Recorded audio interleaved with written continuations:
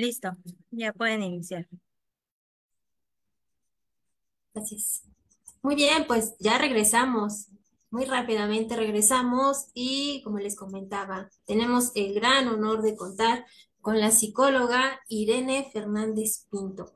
El día de hoy nos trae la ponencia de la función operante de las verbalizaciones en la interacción terapéutica. Qué tema, de verdad, muy interesante. Antes de darle paso a la psicóloga, voy a comentarles muy brevemente algo de su formación. Ella cuenta con un máster de metodología de las ciencias del comportamiento y de la salud. También cuenta con un máster de terapia de conducta en ITEMA, que está en España.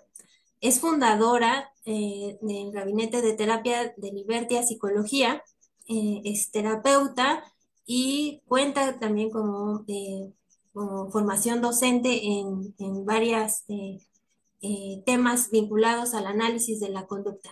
Bueno, fue muy breve, pero de verdad es que mucho mejor para darle paso a la psicóloga Irene Fernández. Bienvenida, muchas gracias. No le escucho, creo que tiene apagado su micro. Pues sí, hola, ya se me escucha, ¿verdad? Ya, Pues muy bien. muchísimas gracias, Yanni, y bueno, gracias en general a ITECOC porque para mí es una ilusión y un placer estar aquí hoy compartiendo este ratito con vosotros. Voy a compartir la presentación, a ver si se visualiza bien. ¿Se ve bien? Sí, se ve bien. Sí, vale. Perfecto.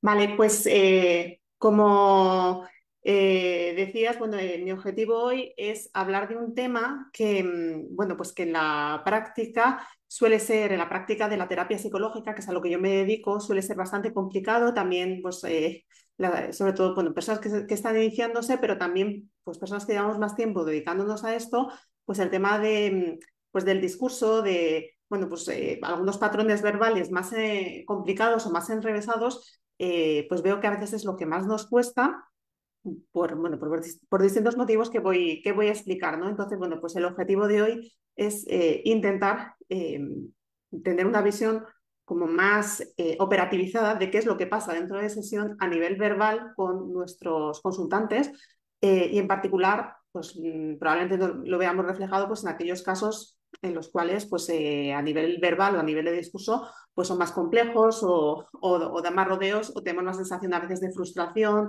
de no avanzar, de no terminar de dar en la tecla, de desesperanza con el caso, ¿no? Y bueno, pues yo creo que ver desde esta óptica lo que está pasando en sesión nos puede ayudar a salir de ahí, ¿no? Entonces, bueno, pues mi objetivo es ilustrarlo a través de algunos casos prácticos, pero bueno, pues previamente quiero hacer algunas reflexiones para contextualizar lo que vamos a ver en esos casos prácticos, ¿no?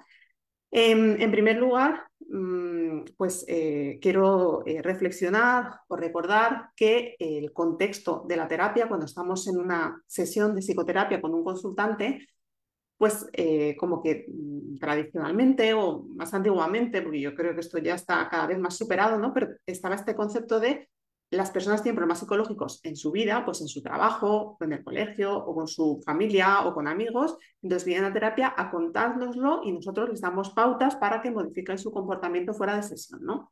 En cambio, pues lo que se ha ido viendo, sobre todo pues gracias al auge de las terapias contextuales, la psicoterapia analítica funcional, es que el contexto de la terapia también es un contexto natural más en el que la persona se comporta y se comporta pues de acuerdo a su historia de aprendizaje que la trae consigo, digamos, y de acuerdo a las contingencias que se administran en la propia sesión, ¿no?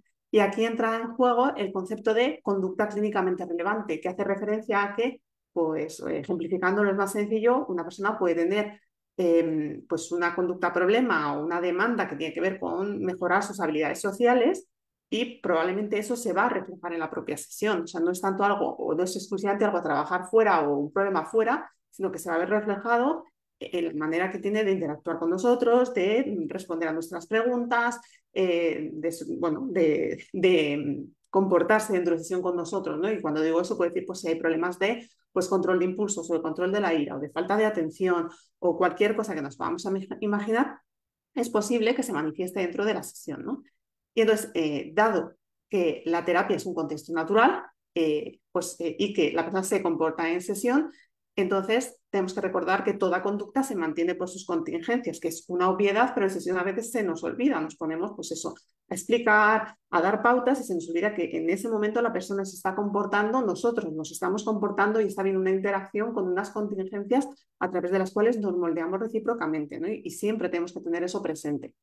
De manera simultánea, pero paralela, pues tenemos que reflexionar sobre que lo que pasa fundamentalmente en sesión es conducta verbal. Por tanto, lo que más vamos a poder manipular directamente dentro de la sesión es esa conducta verbal.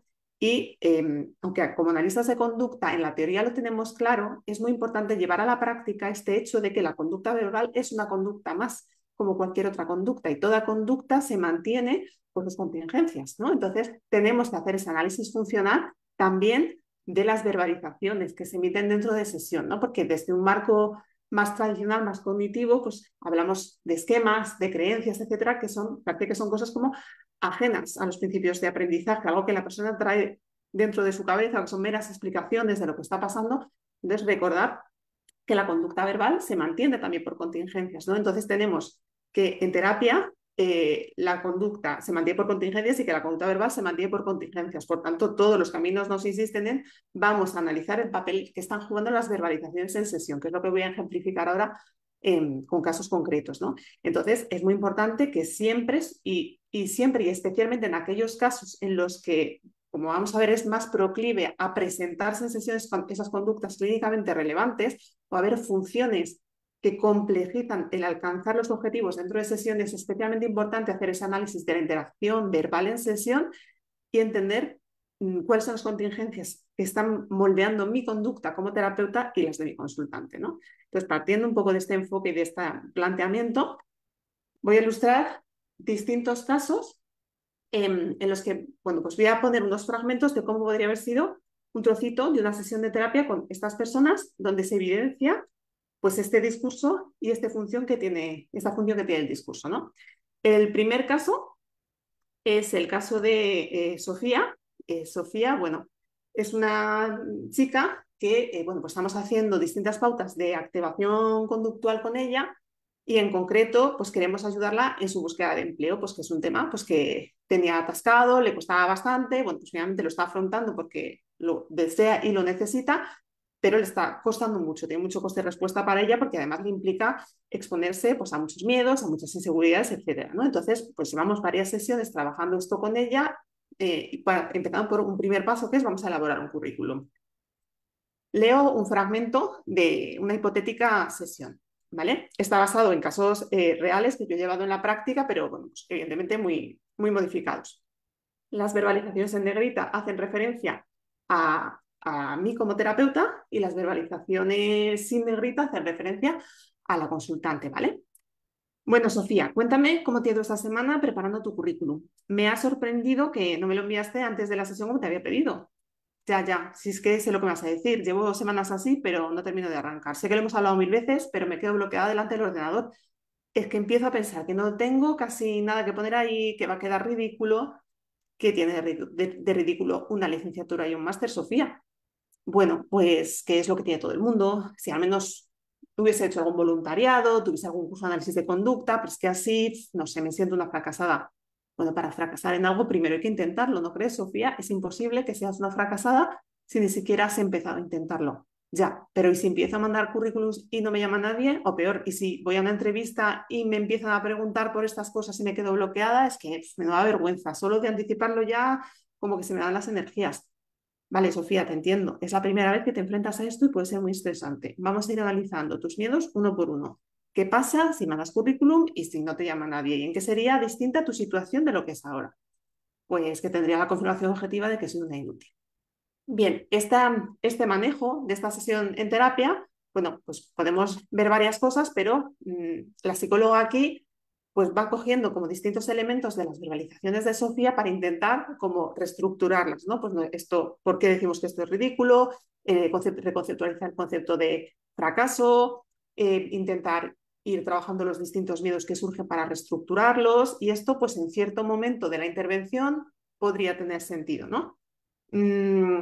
Pero resalto estas verbalizaciones en rojo para señalar una cuestión que creo que nos pasa mucho, vamos, yo creo que es casi inevitable que nos pase en muchas ocasiones como terapeutas, y es que, pues como decía, las verbalizaciones de los consultantes están sujetos a contingencias, pero las nuestras también. Y hay ciertas verbalizaciones que, pues precisamente en nuestra historia de aprendizaje como terapeutas o en general, pues personas enfocadas a ayudar, a solucionar, es más probable que funcionen como estímulos discriminativos de una forma bastante automática. Entonces, que un consultante nos diga, voy a hacer el ridículo, me siento una fracasada, etcétera, etcétera, es muy probable que automáticamente discriminen verbalizaciones de reforzamiento negativo. Vamos a quitarle esa sensación de ridículo o esos miedos o esa sensación de fracaso, ¿no? Y nos vamos a explicar, a tranquilizar, etcétera, etcétera, ¿no? Entonces, es que en este caso, pues en cuanto nos dice voy a quedar en ridículo, pero no tiene nada de ridículo, me siento una fracasada, pero si no has ni siquiera empezado a intentarlo, o por ejemplo, cuando se empieza a contar todos sus miedos, venga, pues vamos uno a uno a ir abordando los distintos miedos. Antes de pararnos a valorar esto, o sea, bueno, lo primero, vamos a contextualizarlo en lo primero que se está diciendo en este fragmento y es, ya sé lo que me vas a decir, que llevo semanas así, es decir, no es lo mismo la primera vez que surge esto o una sesión planificada para abordar estos temas que estamos una y otra vez en el Día de la Marmota trabajando las mismas cuestiones y siempre como atorados en no se atreve a hacer el currículum, ¿vale? Entonces, lo primero es analizar la función que están teniendo las verbalizaciones en este caso. Por una parte, hay una cosa que es muy básica y es que está obteniendo un reforzamiento positivo a verbalizar sus miedos. Y digo reforzamiento positivo porque esto que hemos visto, este fragmento, no deja de ser una conversación. Entonces, si yo cuando hablo de ciertos temas no se me presta atención, se me dan respuestas monosilábicas, parcas, la persona se distrae, mira al infinito, me cambia de tema, se me va a extinguir esos temas de conversación. En cambio, si yo al hablar de ciertos temas obtengo mucha atención por parte de la otra persona, pues claro, que no quiere que me sienta mal, que me quiere ayudar, que no quiere que me sienta como una fracasada, eso, pues probablemente, por un poco cómo funcionan las conversaciones y nuestro sistema de aprendizaje conversacional, implica un reforzador positivo muy potente. Cuando hablo de este tema con mi terapeuta, recibo mucha atención y es muy prolífica la conversación, ¿no? Y simultáneamente hay una función de reforzamiento negativo que decíamos, porque el terapeuta está tranquilizando, pero esta tranquilización es muy temporal. En el momento como que te da un argumento de por qué no eres una fracasada, pero esa inquietud permanece ahí. ¿Y por qué permanece ahí? Porque al final, pues en este caso, el sentirme ridícula, fracasada, etcétera, tiene que ver con que no me estoy exponiendo a esos miedos que se van manteniendo y se van agrandando porque además, pues probablemente hay habilidades que no se han llegado a desarrollar. Y que en la medida en la que estoy bloqueada y paralizada sin dar pasos, sigo sin desarrollarlas, ¿no? Es un poco pues como esta idea de no se trata de trabajar la autoestima para hacer cosas, sino vamos a hacer las cosas y eso es lo que va a provocar que yo acabe teniendo un buen autoconcepto, ¿no? Entonces, si verdaderamente queremos tranquilizar a la persona y que gane confianza, la vía consistente y a largo plazo no es tanto reestructurar cada pequeño pensamiento o reforzar negativamente al final. Cuando decimos reforzar negativamente lo digo con intención, o sea, acabamos aumentando esas verbalizaciones porque la vamos tranquilizando cuando las emite, ¿no? Sino que lo que tenemos es que salir de ahí y discriminar que la persona se exponga a aquello que se tiene que exponer pues para perderle el miedo o entrenar aquellas habilidades o, bueno, entrenarlas o pues ejecutarlas para dar los pasos necesarios, ¿no? Y sobre todo, aquí la clave está en que mientras ella está hablando de esto, lo que se está produciendo inevitablemente es que se está aplazando el exponerse al ítem que es vamos a hacer el currículum, ¿no? Entonces, la función, más allá de estas cosas que acabo de comentar, la función macro que está viendo aquí es que las sesiones de terapia tienen principio y fin. Por tanto, cuanto más tiempo dedico a hablar de unas cosas idiotas y de inseguridades y miedos varios o de cualquier cosa, no estoy enfrentándome a tengo que hacer el currículum, ¿no? Por tanto, ¿qué manejo alternativo podríamos encontrar aquí de la conducta verbal en sesión? Pues ver la manera de hacer de verdad el currículum en sesión, es decir, impedir esa función de evitación al mismo tiempo que no incurrimos en conductas de reforzamiento positivo y negativo de esas verbalizaciones. ¿Cómo podríamos ejemplificar esto? Pues leo un fragmento alternativo en el que se intenta hacer esto. Bueno, Sofía, cuéntame cómo te ha ido esta semana preparando tu currículum. Me ha sorprendido que todavía no me lo has enviado. Jolín, ya ves, qué vergüenza. Yo de verdad te prometo que lo intento, pero es que me entra una angustia cuando me pongo delante del ordenador, no sé ni por dónde empezar, solo pienso en lo ridículo que va a aparecer mi currículum a quien lo lea. Es que pienso, cualquiera que compare mi currículum con el de Raúl va a tirar el mío directo a la basura. Vale, cuando dices que no sabes ni por dónde empezar, ¿tienes a mano el modelo que vimos juntas en sesión? Uf, pues es que no sé ni dónde lo tengo.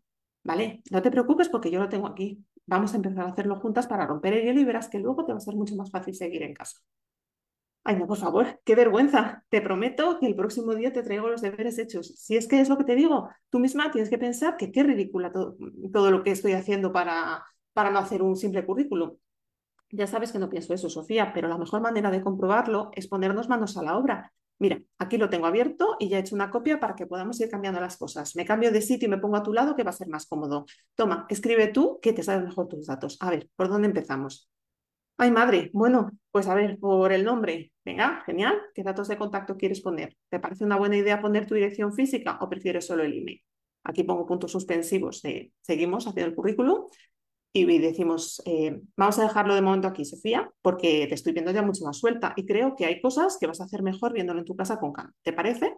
Te pido simplemente que para el próximo día, sí o sí, lo traigas todo completado. Si hay cosas que no tienes claras o que no sabes cómo poner, las marcas en rojo, pero quiero que al menos lo hayas intentado, ¿vale? No lo traigas vacío sin haberlo pensado. Y ya juntas le damos forma aquí al resto y vemos lo que se te atasque. Bueno, aquí pongo en rojo algunas verbalizaciones de la terapeuta.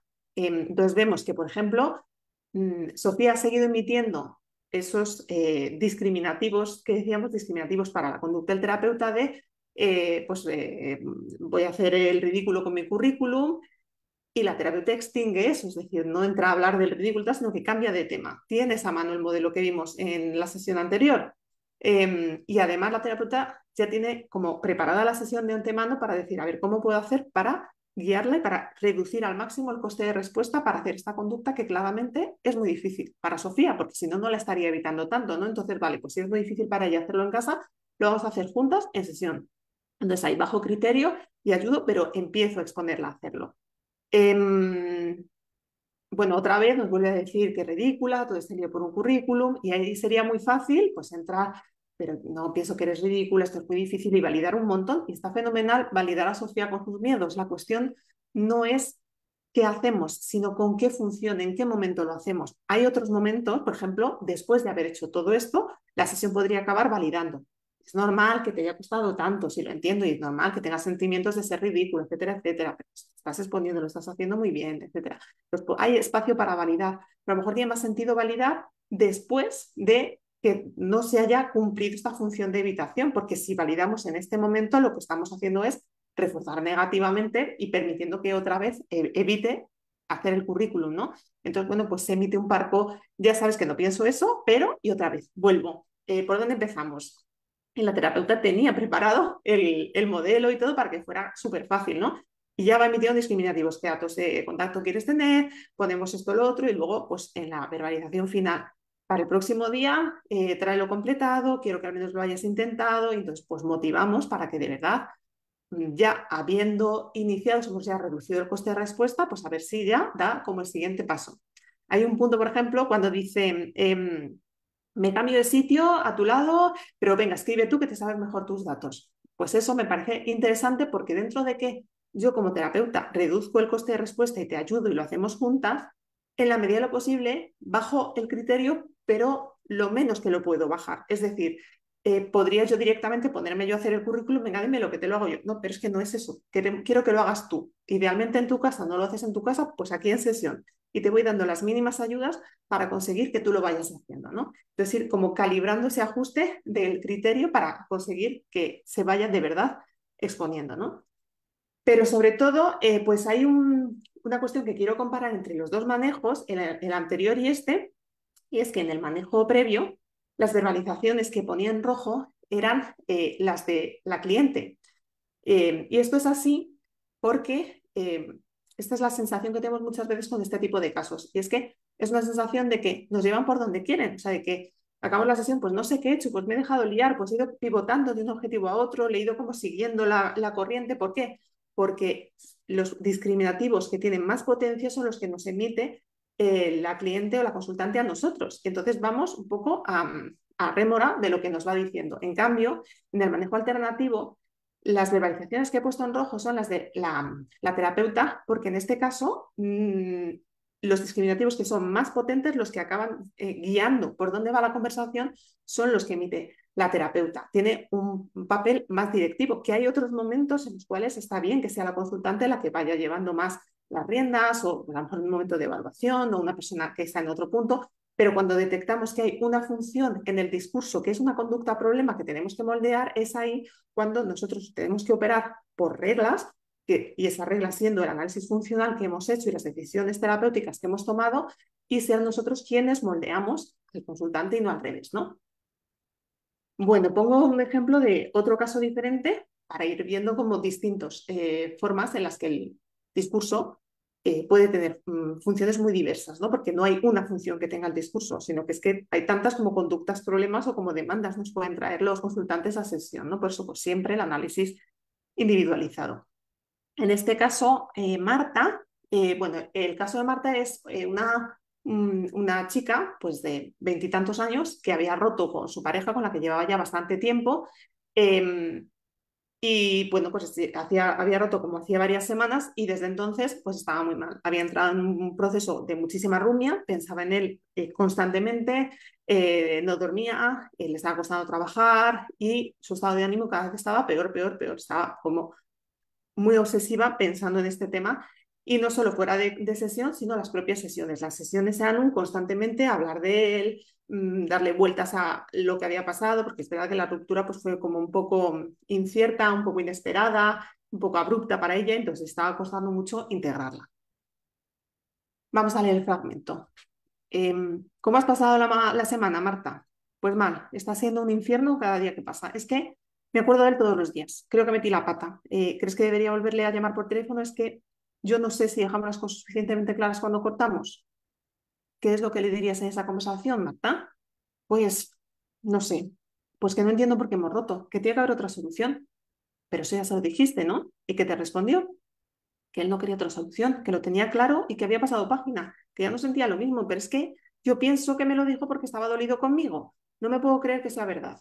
¿Cómo puedo saber si es verdad, Irene? No tienes mucha opción más que respetar lo que te ha dicho, ¿no? ¿Ha cambiado algo desde que te dijo eso que te haga sospechar que podría ser diferente? Ay, no lo sé. ¿Tú crees que habrá cambiado algo? Es que siento que no me voy a quedar tranquila hasta que se lo pregunte. No puedo quedarme con la incertidumbre. ¿Tú le llamarías? Pues por eso te estoy preguntando. Él fue claro en su respuesta, ¿no? Y yo y no te he dado ningún indicio de que haya cambiado nada. ¿Qué sentido tiene volver a llamarle? Sería una comprobación más. Como hemos hablado en sesiones anteriores, que es justo lo que te está impidiendo que puedas pasar página. ¿Lo ves? Ya, tienes razón. Pero es que yo no sé si las cosas quedan tan claras. Es que creo que él no tiene claro que yo puedo cambiar, que puedo dejar de estar encima de él y confiar más. Y siento que no nos hemos dado una verdadera oportunidad. Y así seguimos en bucle, ¿no?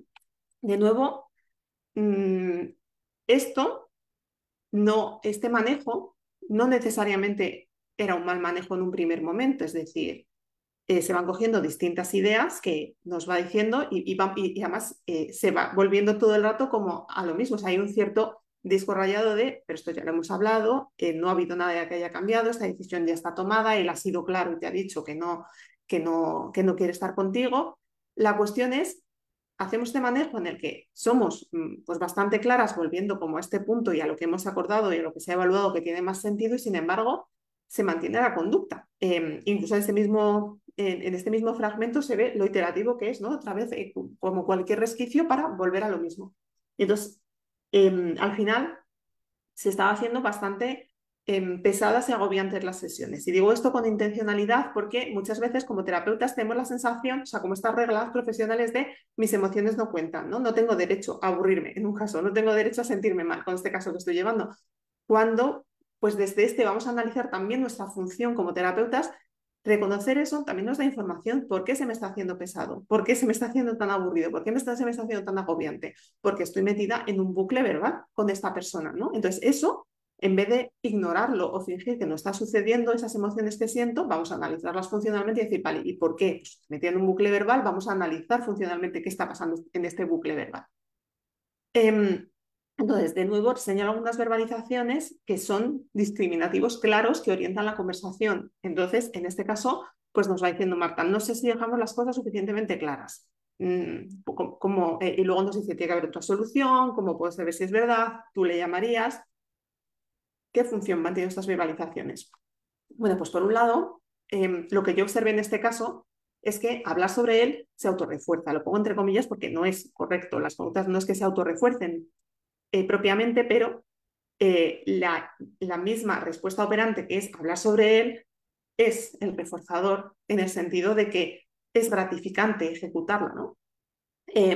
¿Por qué? Porque pues, volver a recordarle, pensar sobre él, etcétera, etcétera, es una cosa que en ese momento, no sé si gratificante es la mejor palabra, pero desde luego es reforzante, ¿no? Entonces, la conducta que se está evidenciando en sesión es una conducta clínicamente relevante en el sentido de que es lo que está pasando fuera.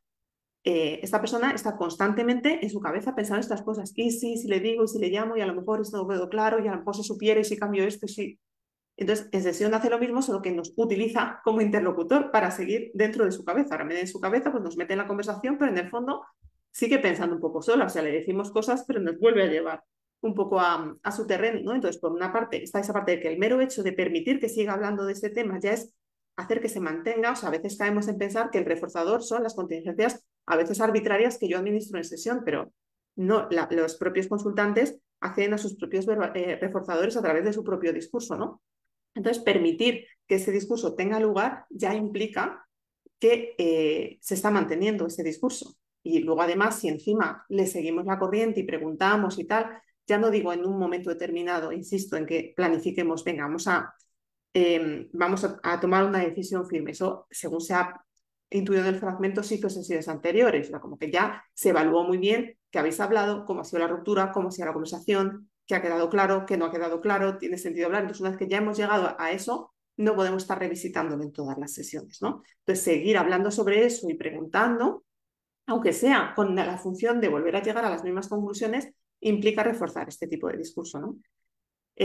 Por otro lado, bueno, pues es que este discurso, pues además de ser, entre comillas, autorreforzante, implica pues una rumia que intenta reducir la incertidumbre, porque ya se está intentando como dar explicaciones de qué podría haber sido, qué estará pensando él, qué pasaría si le llamo, etcétera, etcétera. O servir como una operación motivadora para darse permiso para volver a acceder al reforzador, o sea, autoconvencerse para llamarle, que es lo que hace es un reforzador muy potente que es volver a hablar con él, ¿no? Y por el camino, de alguna forma, intenta como obtener nuestro permiso para llamarle, porque claro, de alguna forma ya ha concluido que no es buena idea, ya lo hemos evaluado en sesiones anteriores, él ya se lo dejó claro previamente, pero busca resquicios para volver a acceder a ese reforzador. Entonces, a ver si nosotras le damos como ese permiso. Tú le llamarías y nos pone como la responsabilidad a nosotras, ¿no? Pero sobre todo, lo más importante es que mientras hace todo esto, no está haciendo lo que habría que hacer en este caso, que es elaborar el duelo, exponerse a la pérdida de ese reforzador tan potente y al mismo tiempo asumir el coste de respuesta de buscar reforzadores alternativos, porque no es solamente una cuestión de elaborar el duelo, sino que eso implica un estado de ánimo muy bajo de otra manera distinta, porque ahora es bajo más desde la ansiedad, la rumia, la comprobación, pero bajo en el sentido pues, de un duelo. Y desde ahí, pues el coste que tiene, pues restablecer relaciones sociales que, por ejemplo, había dejado muy de lado, volver a centrarse en el trabajo, pues también hay que asumirlo, ¿no? Entonces, bueno, pues esas son las cosas que al final está evitando con este tipo de manejo. Mientras me mantenga en este mundo de fantasía, aunque sea un poco autotortura, no me enfrento a eso, ¿no? ¿Qué manejo alternativo? Bueno, pues algo que sí que se ha hecho un poco en esta sesión es disco rayado de pautas anteriores, pero de una forma más contundente, ¿no? O sea, como cada vez reducir más en el tiempo la consigna de no vamos a hablar de esto. O sea, al principio podemos recordárselo más, pero cuando ya vemos que cómo está yendo este discurso, pues ser más tajantes. Ya sabes que mi respuesta va a ser siempre no, no tiene sentido seguir dándole vueltas. Ya sabes que nunca te voy a decir que le llames, porque no ha cambiado nada. O el día que cambie alguna cosa objetivamente me lo dices, si no, no vamos a hablar más de este tema, ¿no? Ser como cada vez más tajantes con eso, de una forma que sea cálida y validante, pero no por ello menos firme. Y luego una cosa que es muy importante, que es ser proactivos discriminando lo que sí queremos que ocurra, la conducta alternativa, porque lo que nos suele pasar en estas situaciones es que estamos tan obcecados en hay que dejar de rumiar, hay que cortar este tipo de verbalizaciones, que nos dedicamos a castigar estas verbalizaciones. Y la persona no tiene accesibles en su repertorio y de hecho tiene mucho coste de respuesta las alternativas. Entonces tenemos que hacer esas alternativas más disponibles, ¿no? ¿Cómo hacemos esto? Centrando el tema de conversación en otros aspectos de su semana, en el trabajo, en los amigos, en otros planes de activación conductual y luego, pues en el momento que lo veamos oportuno, que para estas sesiones hay que elegir bien el momento, hay que preparárselos muy bien, hacer una exposición verbal en la propia sesión en vivo a la ruptura y a la incertidumbre, trabajando ideas como vamos a imaginar cómo va a ser una vida sin él, y dedicamos mucho tiempo a hablar y a que se lo imagine y a que lo visualice, o no tienes ni idea de lo que él está haciendo en este momento ni de lo que él piensa y probablemente no lo vas a saber más.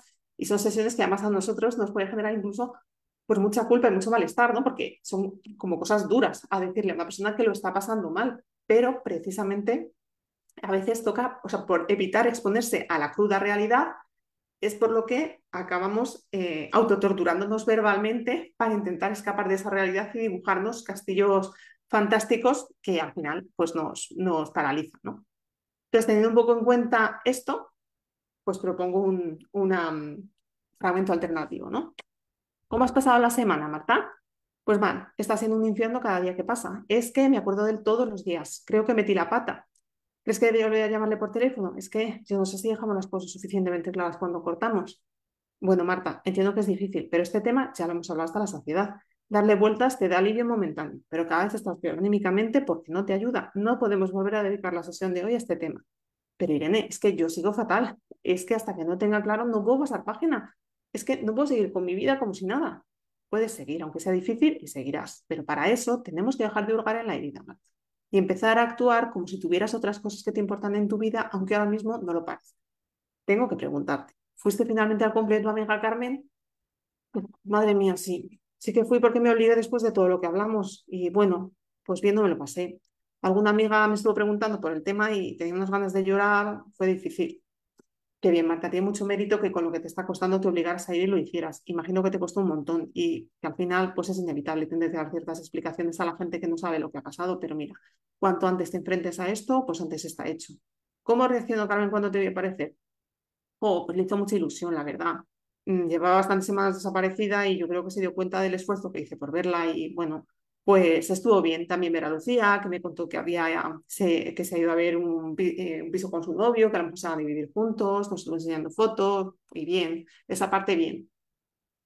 Esta sesión seguiría haciendo una cosa que a veces nos da la sensación de que estamos perdiendo el tiempo, que es que dedicaríamos a lo mejor mucho tiempo de la sesión a hablar del cumpleaños de Carmen, que parece que a nivel terapéutico no nos importa nada, pero nos tenemos que dedicar tiempo a decir, anda, ¿y dónde se van a vivir? ¿Y por qué barrio? Y bueno, ¿y tú qué tal te llevas con el novio? ¿Te parece majo y tal? Anda, ¿y cómo es la casa? Y no sé qué, y en el cumple, ¿a quién más viste? Anda, y tal. Esa es la amiga que me contaste un día que no sé qué, no sé cuántos. Y parece que estamos aquí de cotilleo con Marta, pero no estamos haciendo eso. Lo que estamos haciendo es, primero, mientras estamos hablando de esos temas en sesión, no estamos hablando del otro tema impidiendo que se autorrefuerce. Pero es verdad que al final la sesión es solo un rato de todo lo que pasa en toda la semana. Pero simultáneamente, o sea, estamos modelando lo que tiene que hacer fuera de sesión y luego se lo haremos ver. Le mostraremos incluso cómo te has dado cuenta de que ahora este rato que hemos estado hablando de esto, cómo te estás sintiendo. Igual que antes cuando estamos hablando del otro, o ha bajado un poquitín. Probablemente nos diga que muy poquito, bueno, pues muy poquito ya es algo, pero que vaya comprobando cómo cuando sus verbalizaciones van encaminadas por otros derroteros, no se siente tan mal como cuando está metida en esa tormenta de pensamientos, ¿no?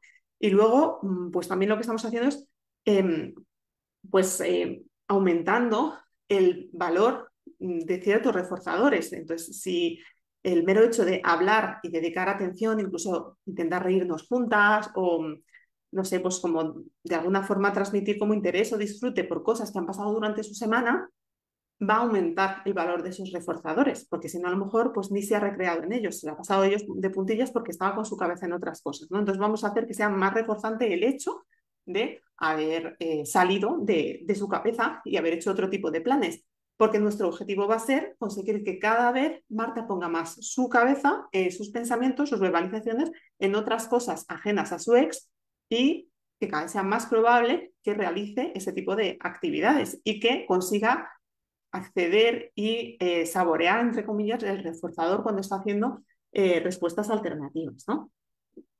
De nuevo aquí, pues señalo verbalizaciones en rojo de la terapeuta porque hemos cambiado de un patrón en el que era Marta la que nos iba como llevando a que le diésemos como ese permiso, ¿no? A hablar con tu ex o a revisitar la situación, y en este caso lo que hacemos es nosotras tenemos el mayor poder discriminativo y llevamos las riendas, y entonces somos firmes, no podemos volver a dedicar la sesión de hoy a este tema y redirigimos.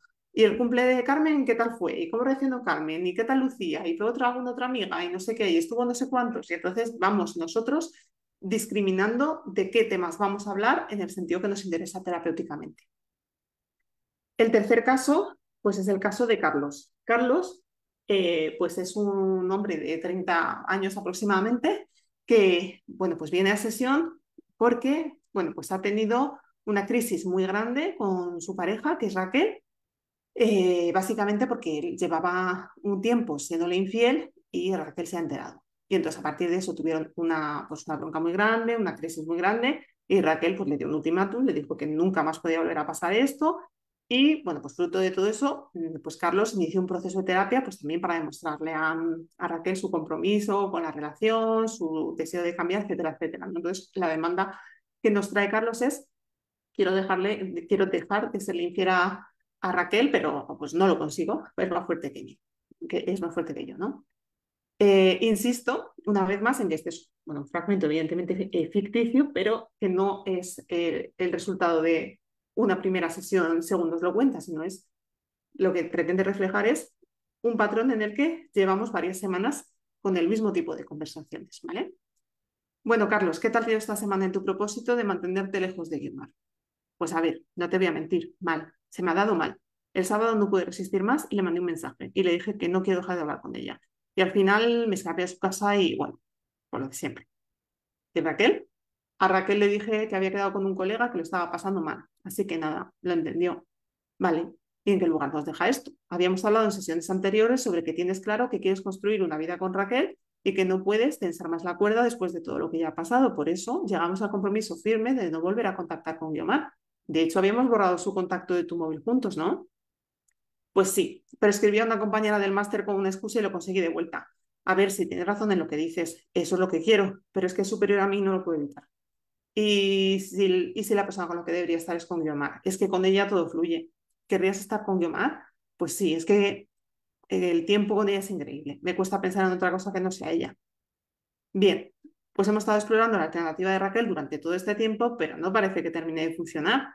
Ponemos todo tipo de medidas para intentar respetar tus acuerdos con ella y distanciarte de Guiomar, pero no está funcionando. Y si hay que plantearse la alternativa con Guiomar y romper con Raquel, sería lo más honesto con Raquel dadas las circunstancias, ¿no crees? No, no quiero romper con Raquel. Yo me imagino mi vida con ella, no puedo perderla. ¿Y qué condición te ha puesto Raquel para que podáis seguir juntos? Que no haya más infidelidades, ya lo sé. Por eso estoy aquí, por eso necesito tu ayuda. Qué difícil. Soy un tipo despreciable. No sé cómo Raquel tiene tanta paciencia conmigo. Debería odiarme. Bien, en este fragmento resalto estas verbalizaciones. Que por un lado nos dice, pues nada, Raquel lo entendió, por otro lado nos dice que con Guiomar todo fluye, le preguntamos si querría estar con Guiomar y nos dice, pues sí, si no quiere romper con Raquel y nos dice que no quiere romper, y luego nos dice, cuando le confrontamos un poco con esto, nos dice, por eso necesito tu ayuda. Esa verbalización lo que está es poniendo la responsabilidad del cambio en nosotros, o sea, él es incapaz y nosotros tenemos que ayudarle, ¿no? Como no le estamos ayudando, por eso no consigue cambiar su conducta. Y luego la verbalización, soy un tipo despreciable. Este tipo de verbalización es lo que decía antes, que es que son discriminativos muy potentes para que hagamos reforzamiento negativo. No, bueno, es que es difícil, etcétera, etcétera, y aliviemos la culpa y el malestar que está experimentando en ese momento, ¿no? ¿Qué función tienen las verbalizaciones? Pues por un lado hay una parte de desahogo de la culpa, viene a sesión, pues como el que va a un confesionario, ¿no? A desahogarse y a entonar un poco el mea culpa y bueno, y en ocasiones pues a emitir autojustificaciones de lo que está haciendo, ¿no? Luego ya hemos visto esa verbalización de delegación de responsabilidad del terapeuta. Yo soy incapaz, eres tú el que me tienes que ayudar. No se sabe muy bien cómo, porque no estás siguiendo ninguna pauta, ni ninguna estrategia, ni al final acabo haciendo ningún cambio en ningún sentido, pero tú tienes que ayudarme. Luego hay una parte de evitar tomar decisiones difíciles que implican pérdida de reforzadores, porque al final, o sea, lo que está es confrontado con una decisión y decidir, por definición, implica ganar unas cosas, pero implica perder otras, ¿no? Si no, no sería una elección. Por tanto, es eso lo que se está evitando, ¿no? La parte negativa de esa decisión. Pero aquí, sobre todo, lo que no podemos perder de vista es que hay un beneficio secundario. Y es que el origen de la demanda de Carlos no viene tanto de él, sino de me han pillado y Raquel me ha dado un ultimátum y yo ahora tengo que demostrarle a Raquel que estoy comprometido. ¿Cómo se lo demuestro?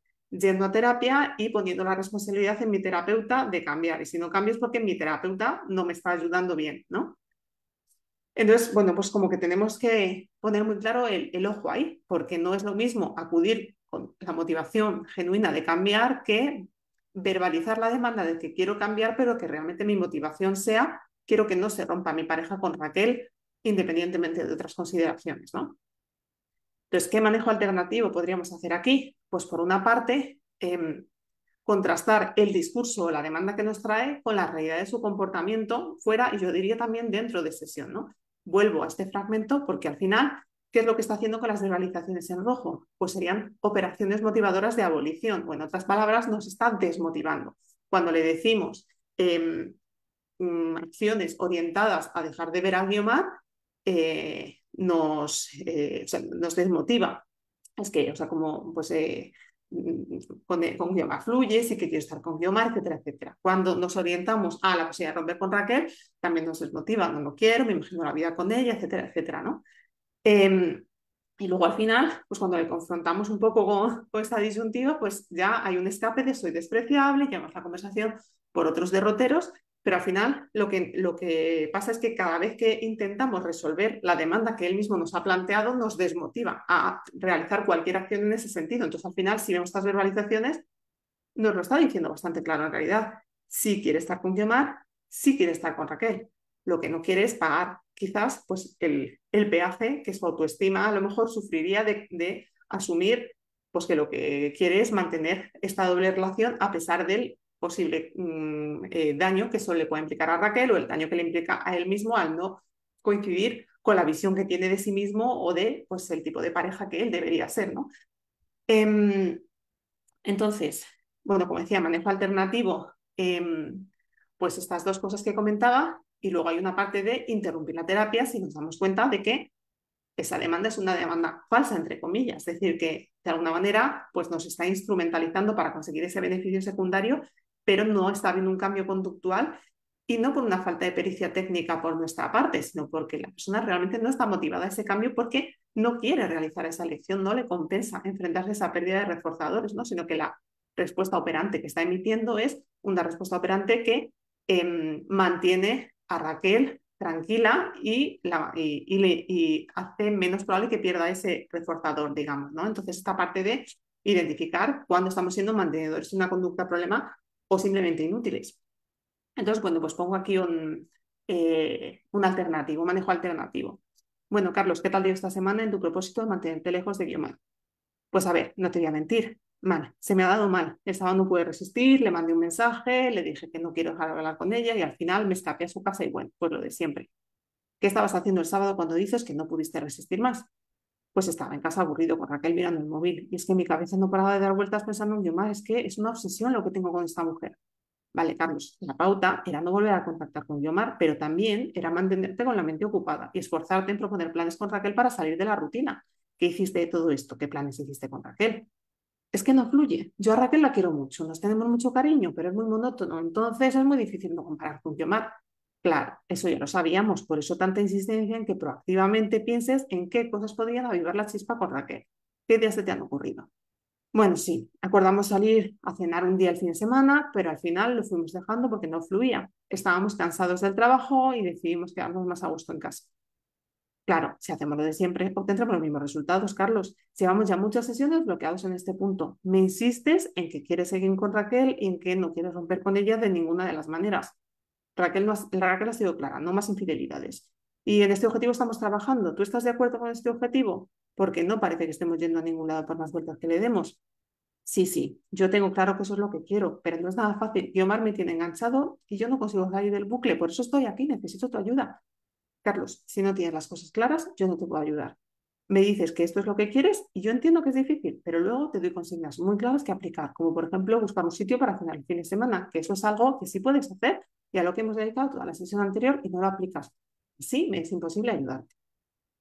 Entonces, ¿qué cosas estamos haciendo aquí? Pues de nuevo, aumentamos nuestro poder discriminativo, no nos dejamos llevar por esas operaciones desmotivadoras que nos están emitiendo, ¿no? ¿Qué estabas haciendo el sábado? Y sobre todo lo llevamos a esa verbalización de es que me es imposible, no consigo, es que me tienes que ayudar, lo llevamos a lo concreto. A lo mejor no puedes hacer una cosa tan difícil como mantenerte alejado de idioma, pero haber hecho un plan de fin de semana con Raquel, que hemos dedicado una sesión entera a planificar, eso sí estaba a tu alcance y aún así no lo has hecho. Entonces, como devolverle, sobre todo lo que estamos haciendo aquí, es devolverle la responsabilidad de, eres tú el que estás eligiendo no hacer esto y yo no te puedo ayudar si tú no haces estas cosas que sí están a tu alcance, ¿no? Entonces, bueno, pues yo creo que se ve bastante la diferencia entre el manejo original, sobre todo esa parte de decidir, bueno, pues entonces voy a dejar de mantener esta conducta verbal, ¿no?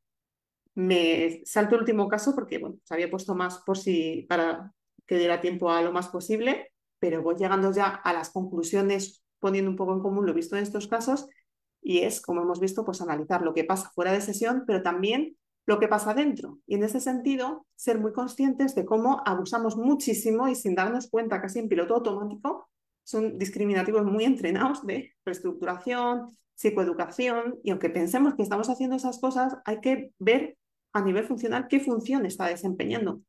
Y esto es algo que no siempre es fácil saber. A veces pues, hay que utilizar el ensayo y error. ¿Qué quiero decir? Pues que un reforzador se define por su efecto, ya lo sabemos, no por su morfología.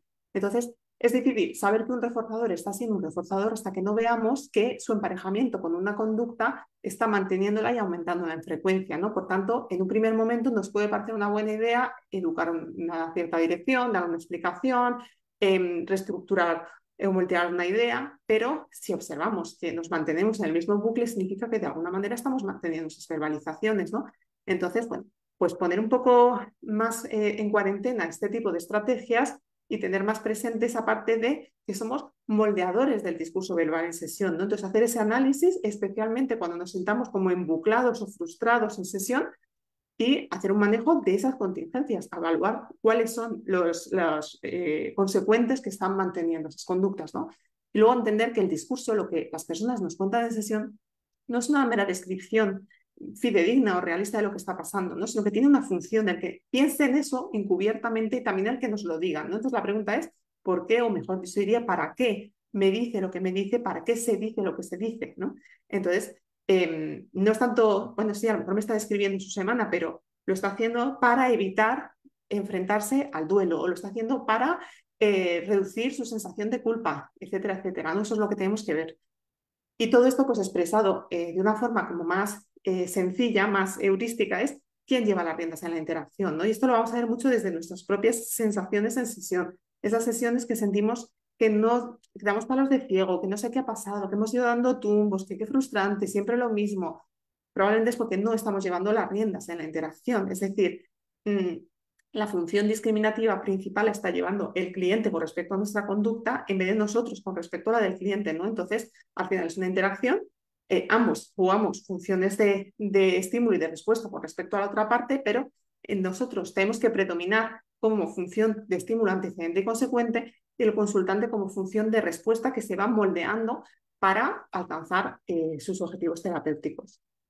Entonces, bueno, pues esto es un poco lo que os quería transmitir y nada, pues cualquier pregunta o queréis comentar cualquier cuestión, pues a vuestra disposición. Gracias de nuevo a ITECOC por invitarme hoy a participar aquí.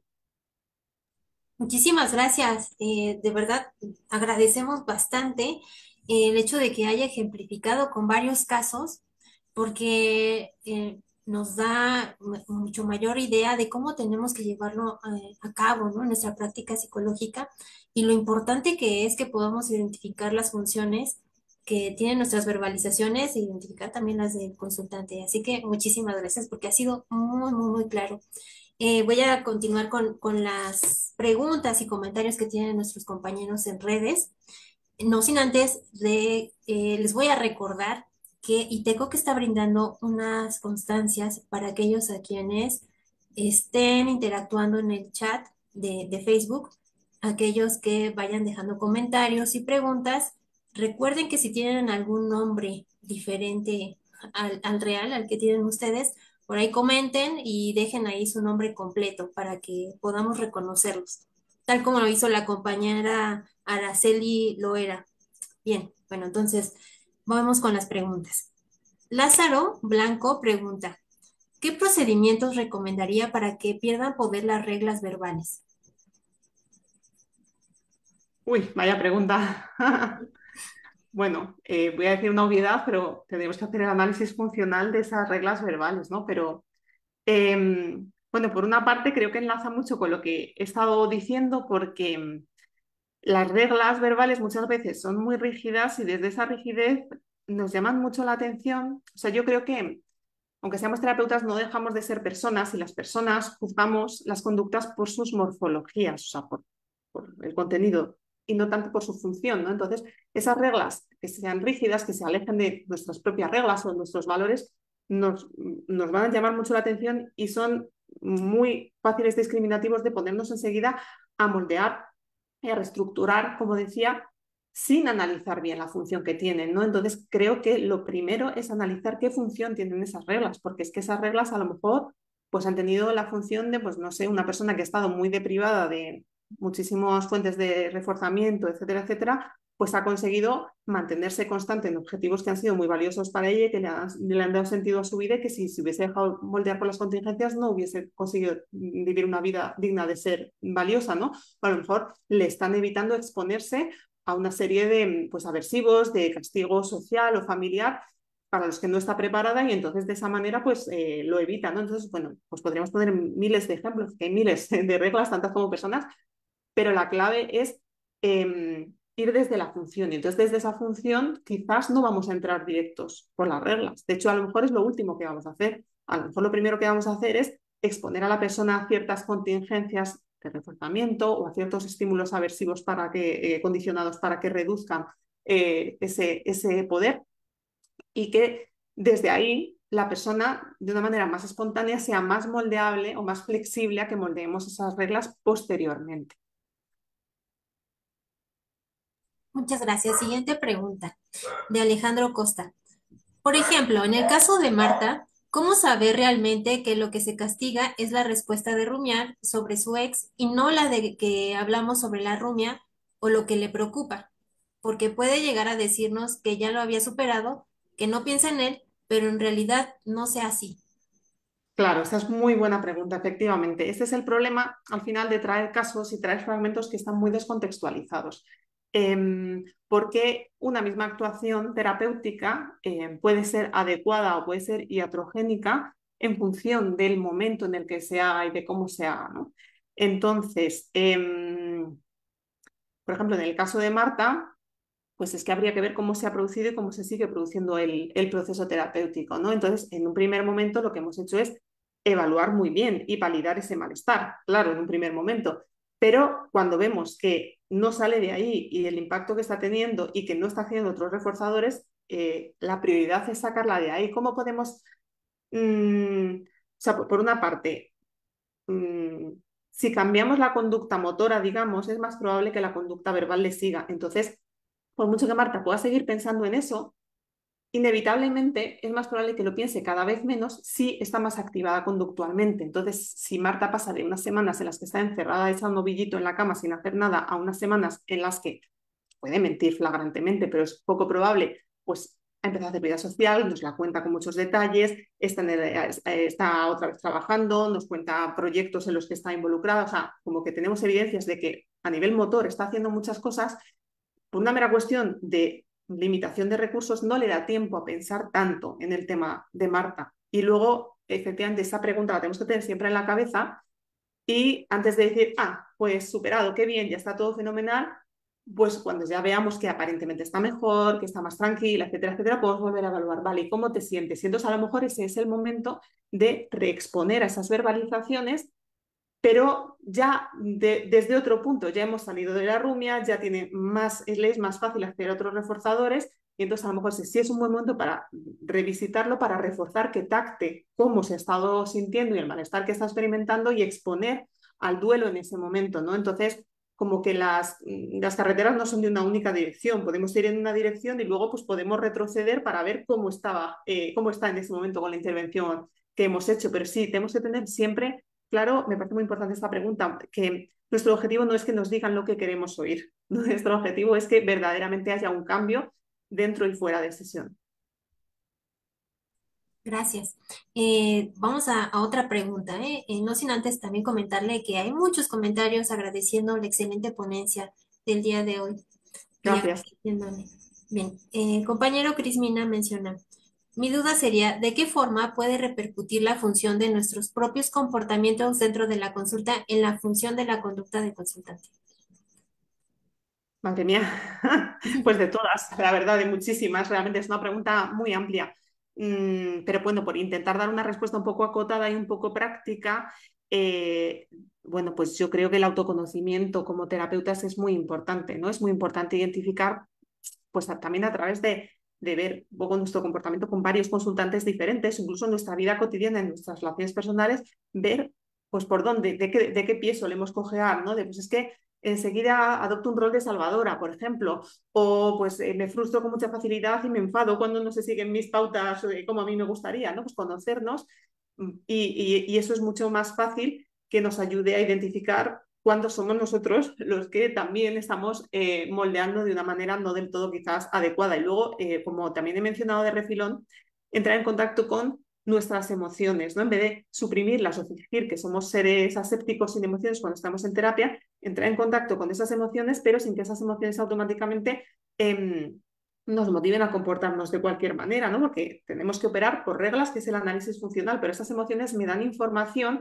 que me ayudan a moldear o flexibilizar en cierta medida mi conducta y entender cómo también me puede estar afectando a mí, ¿no? Entonces, bueno, yo diría que a través de autoconocimiento, procesos de supervisiones bien hechos, claro, pueden ayudarnos mucho con esto. Mm. Una última pregunta.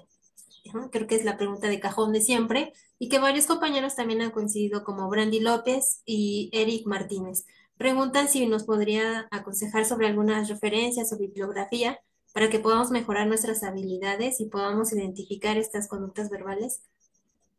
Uy, pues la verdad es que sinceramente no, o sea, hay mucha bibliografía sobre conducta verbal, que si alguien tiene interés, pues me puede escribir a este correo y le puedo dar esa bibliografía, pero la verdad es que mi ponencia está basada más en, bueno, pues partiendo de esa conceptualización de la conducta verbal en la práctica, tanto mía como clínica, como supervisora pues, de bastantes terapeutas, pues ver un poco cuáles son los casos que más se nos atascan y la manera en la que solemos más pecar o quedarnos ahí atascados, ¿no?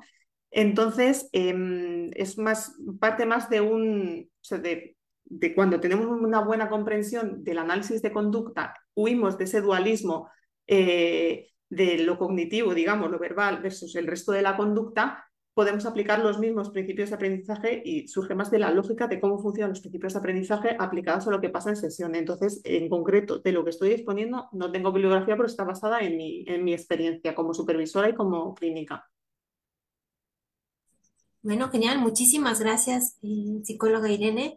De verdad agradecemos mucho. Todavía hay más comentarios agradeciéndole y tenemos que dejar hasta aquí el día de hoy, pero le enviamos un fuerte abrazo por allá en España. Igualmente. Muchas gracias. Hasta luego. Y compañeros que siguen ahí en redes sociales, regresamos en unos minutos. Ya contamos con nuestro siguiente ponente, así que no se despeguen. Regresamos.